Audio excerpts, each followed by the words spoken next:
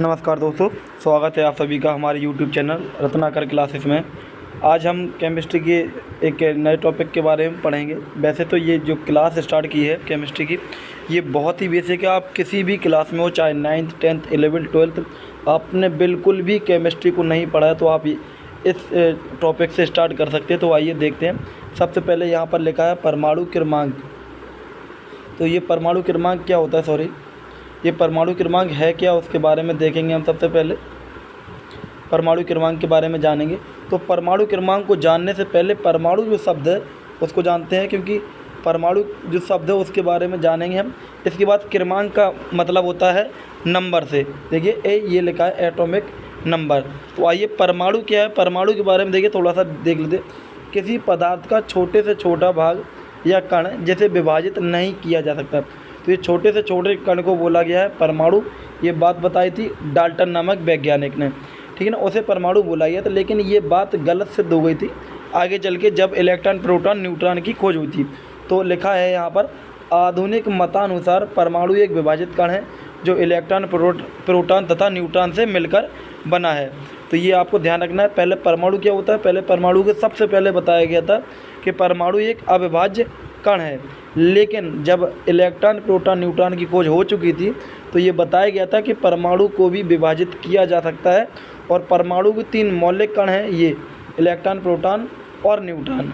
अब हम देखेंगे परमाणु क्रमांक के बारे में। तो परमाणु क्रमांक यानी कि परमाणु संख्या भी बोलते हैं इसको। क्रमांक का अर्थ संख्या से होता है, ये जो क्रमांक लिखा हुआ है। तो इसकी खोज की थी मोजले ने 1913 में, और इसको जेड से प्रदर्शित करते हैं। आइए डेफिनेशन देखते हैं क्या होती है इसकी डेफिनेशन। किसी परमाणु के नाभिक में उपस्थित संपूर्ण प्रोटॉनों की संख्या को परमाणु क्रमांक कहते हैं। अगर आपने परमाणु का स्ट्रक्चर आपने इस तरीके से देखा होगा, देखो बनाते हैं, थोड़ा सा कोशिश करते हैं। यहाँ पर इस तरीके से परमाणु आप लोगों ने देखा होगा, बीच में नाभिक रहता है और इस तरीके से परमाणु को ड्रॉ करते हैं। तो परमाणु का जो नाभिक होता है उसमें प्रोटॉन की संख्या, इसके अंदर जो न्यूट्रॉन होता है और एक में होता है प्रोटॉन, यानी कि न्यूट्रॉन और प्रोटॉन होता है नाभिक में। तो न्यूट्रॉन और प्रोटॉनों की संख्या जो, लेकिन हमें न्यूट्रॉन और प्रोटॉन की संख्या से मतलब नहीं, हमें मतलब है सिर्फ प्रोटॉन की संख्या। तो लिखा है परमाणु के नाभिक में उपस्थित संपूर्ण प्रोटॉनों की संख्या को परमाणु क्रमांक कहते हैं। और परमाणु क्रमांक को जेड से प्रदर्शित करते हैं, ये ध्यान रखना। यहाँ पर एक रिलेशन लिखा हुआ है, जेड बराबर पी बराबर ई।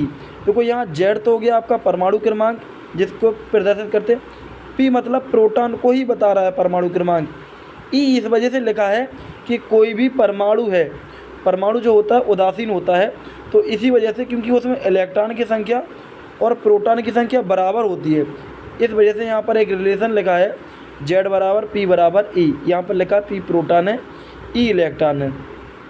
तो आइए अब थोड़ा सा आगे देखते हैं। लिखा है परमाणु विद्युत उदासीन होता है क्योंकि इसमें प्रोटॉन एवं इलेक्ट्रॉन की संख्या बराबर होती है। तो ये तो आपकी ये डेफिनेशन हुई परमाणु क्रमांक की। अब कुछ परमाणु आपके जानने के लिए लिखे हैं, तो उसको आपको याद करना होगा। 1 से लेकर 30 तक के परमाणु लिखे हुए हैं, तो वो आपको याद रखना होगा। हमने यहाँ पर उनके सिंबल भी लिखे हुए हैं और सिंबल के साथ में हिंदी नाम भी लिखा हुआ है और परमाणु भार भी। परमाणु भार आप 1 से 20 तक याद रखेंगे। वैसे 9th में है तो आपको ज़्यादा ज़रूरत नहीं है, लेकिन 11th और 12th क्लास में तो परमाणु भार आपको याद होना ही चाहिए, 1 से 20 तक के मिनिमम। तो आइए थोड़ा सा इनके नाम देख लेते। बेटा ये आपको याद करना ही होगा अगर केमिस्ट्री पढ़ना है। जिस तरीके से हिंदी और इंग्लिश को पढ़ने के लिए आपको उसकी वर्णमाला या ABCD की जानना ज़रूरी होता है, इसी प्रकार से वैसे केमिस्ट्री में 118 तत्व की खोज हो चुकी है, लेकिन आपको 1 से 30 तक ध्यान रखना है। बाकी धीरे धीरे आपको और भी बता दिया जाएगा आगे बढ़ते हुए कि और कितने आपको याद करने के लिए ज़रूरत रहेगी, वो आपको टॉपिक आते जाएंगे बता दिया जाएगा। तो आइए देख लेते हैं। पहला लिखा हुआ है हाइड्रोजन और इसका परमाणु भार भी 1 होता है। ऐसे लिखा है हीलियम, परमाणु भार इसका 4 होता है। फिर से बोलना है कि 9th वालों के लिए ये ज़्यादा ज़रूरी नहीं है, ये ज़रूरी है। अब यहाँ पर है तीसरा है लिथियम। लिथियम का परमाणु भार होता है 7। इस तरीके से आपको बताते चलना है, ध्यान से देखना है। चौथा होता है बेरिलियम। अगर क्वेश्चन ऐसे आ जाए कि बेरिलियम जो तत्व होता है, बेरिलियम में कितने प्रोटॉन होते हैं, तो 4। कितने इलेक्ट्रॉन होते हैं, तो 4। ये प्रोटॉन और इलेक्ट्रॉन किसी भी परमाणु में बराबर होता है जब वो परमाणु के ऊपर कोई धनावेशित चार्ज ना हो और कोई ऋणावेशित चार्ज ना हो। ठीक है ना, तो ये ध्यान रखना, इलेक्ट्रॉन और प्रोटॉन बराबर होते हैं, लेकिन धनावेशित और ऋणावेशित होने पर इलेक्ट्रॉन में कमी या वृद्धि होती है, ये ध्यान रखना आपको। तो आइए देखते हैं।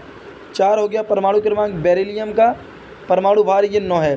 तो अगर आप यहाँ साइड में लिखे हुए आप याद कर लेना परमाणु भार। जल्दी से आपको परमाणु क्रमांक बताते चलते हैं, अगर 11th-12th में तो आप ये याद कर लेना।